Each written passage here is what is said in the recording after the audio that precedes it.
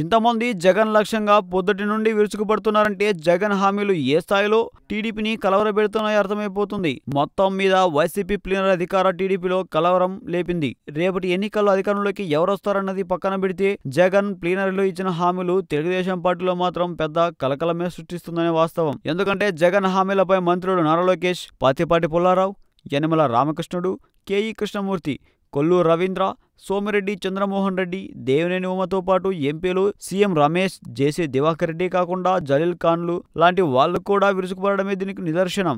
ఎంతమంది జగన్ లక్ష్యంగా పొద్దుటి నుండి విరుచుకుపడుతున్నారంటే జగన్ హామీలు ఏ స్థాయిలో టీడీపీని కలవరం రేపుతున్నాయో అర్థమవుతుంది. ప్లీనరీకి పార్టీ శ్రేణులు జనాల నుండి వచ్చిన స్పందన కూడా అనూహ్యంగా ఉందని ఇంటెలిజెన్స్ పోలీసులకు కూడా నివేదిక ఇచ్చినట్టు ప్రచారం జరుగుతుంది. ప్లీనరీ 2 రోజులు 60,000 మంది చొప్పున హాజరైనట్లు ఓ అంచనా. పార్టీ నాయకత్వం మాత్రం రోజుకు 30,000 మందికి రావచ్చని వేసిన అంచనాలకు రెట్టింపు రావడంతో జగన్లో కూడా ఉత్సాహం కొట్టి వచ్చినట్లు కనబడుతుంది.